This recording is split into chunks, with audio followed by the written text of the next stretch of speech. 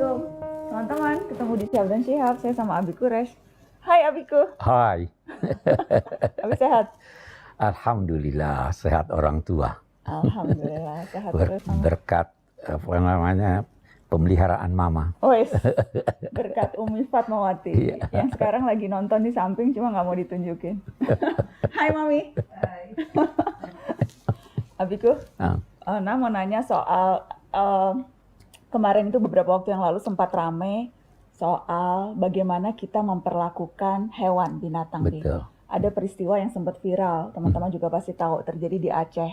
Soal seekor anjing di Aceh yang kemudian akhirnya menimbulkan pro dan kontra. Sebelumnya juga sempat ramai, kita ada survei yang bilang Indonesia itu negara yang paling banyak menghasilkan konten penyiksaan hewan sedunia. Ya Allah. Jadi yang paling banyak bikin konten-konten menyiksa kucing, menyiksa anjing, binatang-binatang lain itu justru orang Indonesia, Bi. Jadi pengen diskusi soal itu. Apa sih sebetulnya tuntunan Al-Quran bagaimana manusia memperlakukan binatang? Ya, baik. Bismillahirrahmanirrahim. Kalau kita buka Al-Quran, ada sekitar 200 ayat yang berbicara atau yang menyinggung hewan. Dari 114 surahnya, ada 6 surahnya yang diberi nama hewan, binatang. Laba-laba, semut, sapi, gajah, apalagi lebah, bagus, binatang ternak. Nama surahnya seperti itu. Banyak ayat-ayatnya yang memberikan tuntunan. Salah satu yang ingin Abi garis bawahi tuntunannya, yang pertama, binatang-binatang itu adalah umat-umat juga seperti kamu. Dia seperti manusia, dia punya masyarakatnya juga dan punya perasaan. Jadi Al-Quran menyebut binatang punya perasaan? Ya, walaupun tidak secara langsung, tetapi diperintahkan melalui penjelasan Nabi, jaga perasaannya sehingga jangan pisahkan dia dengan anaknya.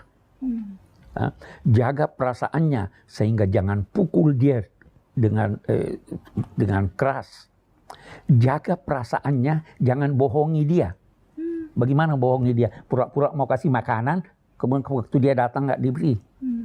Itu kan menunjukkan bahwa dia juga punya perasaan. Jaga perasaan hewan. Jaga perasaan hewan.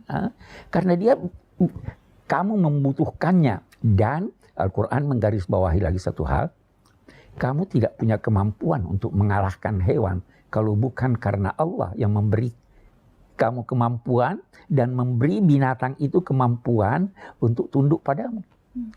Jadi bukan karena kuasa kita menundukkan hewan, karena Allah yang memberi kuasa. Subhanalladzi sakhkhara lana hadza wa ma kunna lahu muqrinin. Itu kalau orang mau mengendarai kendaraan, dia baca itu ayat, diajarkan Maha Suci Allah yang menjadikan hewan ini tunduk mengikuti kemauan kami, padahal kami sebenarnya tidak mampu untuk itu. Mau lihat ketidakmampuan manusia terhadap binatang? Lalat. Apa kata Al-Quran, apa yang direbut oleh lalat darimu, kamu tidak mungkin bisa mengambilnya lagi. Walaupun kamu tangkap lalat itu. Jadi ini mukaddimah yang mengajarkan manusia bahwa jangan berlaku sewenang-wenang.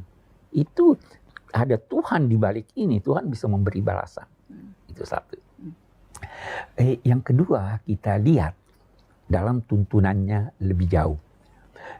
Kita akan menemukan rinci. Misalnya,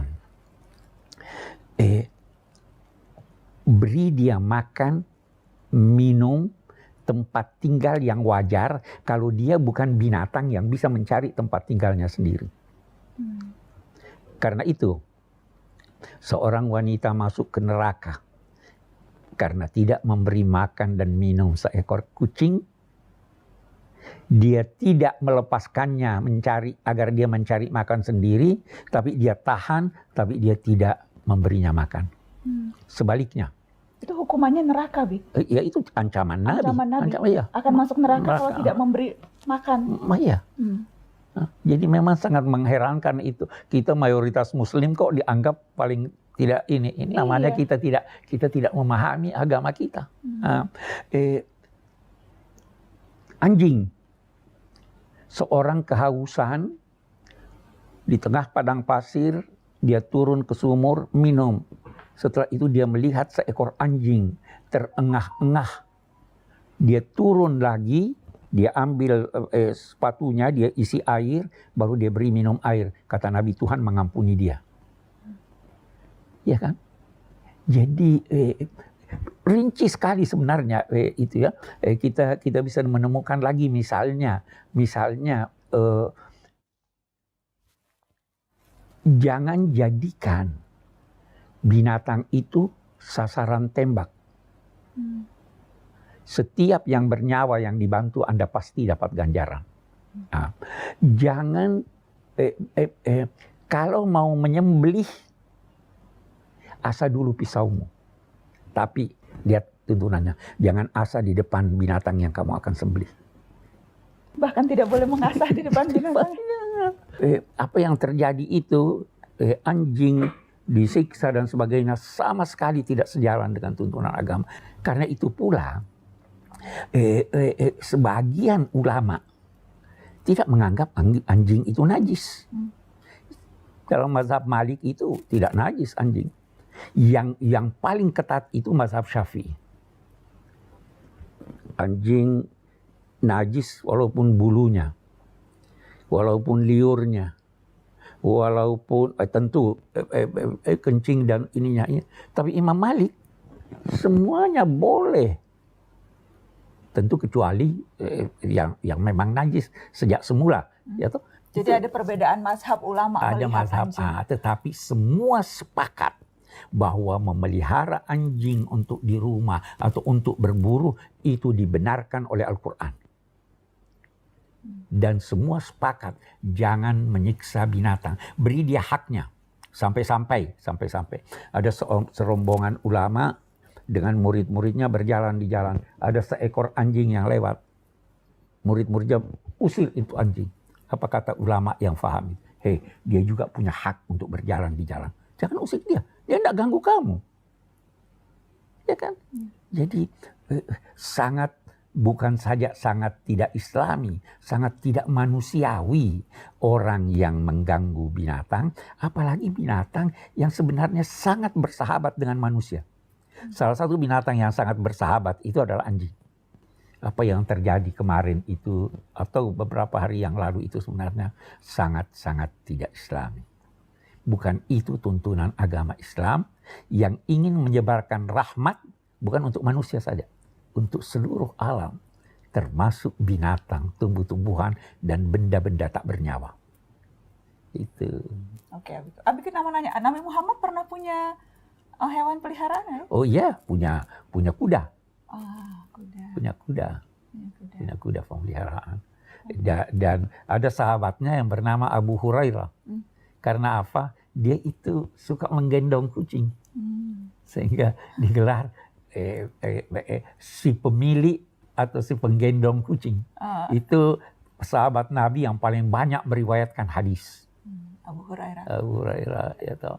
Kalau Nana buka di YouTube, itu akan melihat ada seorang yang pernah menolong 2 ekor singa yang masih kecil. Dia pelihara. Setelah besar dia bawa ke hutan. Suatu ketika dia ke hutan, itu singa datang kepadanya untuk minta digendong. Ada perasaan. Semua punya rasa. Jadi kita menjaga perasaan dan kemanusiaan kita diukur juga dari situ kemanusiaan itu. Itu sebabnya kalau mau berwudu airnya tidak cukup, padahal ada seekor anjing yang kehausan atau seekor binatang yang kehausan, tidak bisa berwudu, kasih dia air itu. Itu selalu Abi bilang, kemanusiaan mendahului keberagamaan. Kemanusiaan mendahului keberagaman. Oke, Abiku.